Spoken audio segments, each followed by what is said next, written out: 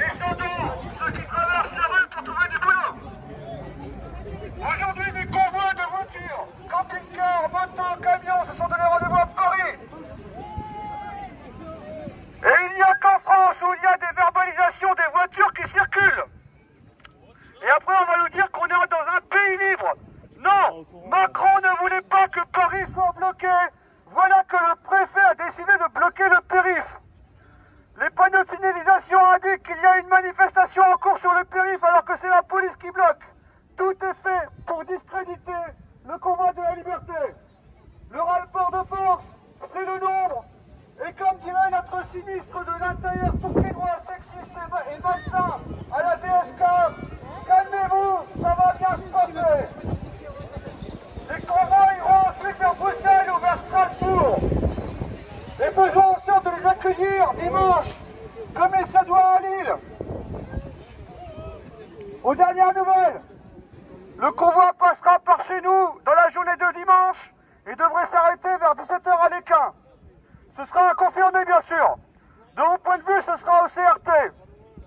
Mais les informations seront certainement au compte-gouttes ce soir et demain. Essayons de les accueillir chaleureusement, en amenant du café, de l'eau, de quoi se restaurer, et bien sûr donnons beaucoup de notre bienveillance et convivialité pour leur donner du baume au cœur. Ils repartent le lendemain matin vers Bruxelles. Ceux qui peuvent y aller, allongez la file, rejoignez-les, c'est historique. Tout se décide à Bruxelles. Il y aura aussi à Strasbourg, donc le convoi sera certainement divisé en deux. Macron suit les directives de cette Union européenne de merde. Sortons de cette Europe et construisons une vraie Europe unie et laissant libre chaque État. Le susboule numéro 2, Gabriel Attal, annonce la fin du pass sanitaire fin mars. Ne soyons pas naïfs, ce ne sera pas une suppression, mais ce sera une mise en pause pour mieux le ressortir quand ils veulent et donner le temps de mettre une photo sur le pass vaccinal. Puis diriger nos vies avec ce pass, avec des points et des accès à certains endroits. Disons non au crédit social libéral de la France et de l'Europe. Reprenons nos libertés et nos droits. Quand un chef d'État dit que les devoirs passent avant les droits, nous ne sommes plus dans un état de droit, mais dans un état d'urgence permanent. Selon une étude de The Economist, la France n'est plus une démocratie complète depuis 2020 et est classée comme une démocratie défaillante. Pour la deuxième année consécutive, certains diront « Allez en Corée du Nord, vous verrez, n'est-ce pas la police ?» C'est ce que vous m'avez dit. Je leur réponds que ce n'est pas une raison pour laisser tous nos droits et nos acquis fondre au soleil pour laisser le libre pouvoir à cette plutocratie, le pouvoir aux riches contre les pauvres et la classe moyenne. Pendant ce temps-là, les prix augmentent. Les privatisations qui devaient nous sauver sont en train de ruiner la France et les Français.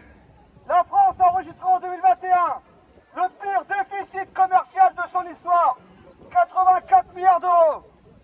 On exporte moins avec toute cette industrialisation perdue par Macron et sa clique d'incompétents libéraux qui ont détricoté le marché mondial et nous appauvrissent et polluent. Niveau affaires également, lorsqu'il était encore avocat, l'actuel ministre de la Justice, Éric Dupond-Moretti, a perçu 100 000 € d'honoraires d'un de ses clients via une société tierce, domiciliée dans le paradis fiscal des Seychelles, qui s'avère être la boîte noire utilisée pour l'argent détourné dans le cadre d'une affaire d'escroquerie boursière à hauteur de 23 millions d'euros et pour laquelle il n'a jamais travaillé. L'ancien numéro 2 de LREM, Pierre Pierson, a été en contact avec des partenaires potentiels pour fonder une start-up dans le domaine des crypto-monnaies.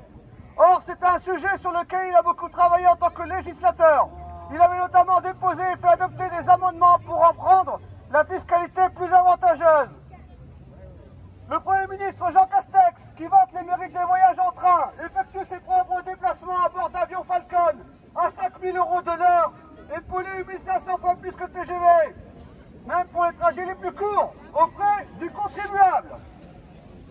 Aujourd'hui, on a le même parcours que celui d'il y a 2 semaines. Faites comme vous voulez. Aujourd'hui, le parcours est déclaré jusqu'à 17 h. Chacun prend ses responsabilités. Si vous souhaitez faire autrement, il n'y a pas de souci. Je resterai là. Il y a le cortège qui va partir. Vous me direz le top si vous le souhaitez. Donc vous faites comme vous voulez. Et ici, c'est la solution de repli jusqu'à 17 h. L'objet de la manif, c'est manifestation citoyenne pour vivre mieux, pour le pouvoir d'achat, pour un monde meilleur, pour la suppression du pass sanitaire, la suppression du pass vaccinal, pour vivre en vraie démocratie sans représentants de l'oligarchie, avec le RIC en toute matière, pour vivre en liberté, égalité, fraternité, pour la redistribution, pour toute forme de justice, contre la politique du gouvernement autoritaire, contre le néolibéralisme, contre la hausse des prix dont le carburant, le gaz, l'électricité, fin des avantages et privilèges des élus, contre les réformes de retraite et chômage, contre la vente d'ADP, contre la hausse de la précarité, pour un toit pour tous, retour de l'ISF, augmentation des salaires de 25%, SMIC à 1800 € net, TVA 0% sur les produits de première nécessité, baisse des taxes sur essence, gaz, électricité, nationalisation des entreprises de l'énergie, fin des intérêts de la dette illégitime, contre la casse de nos services publics,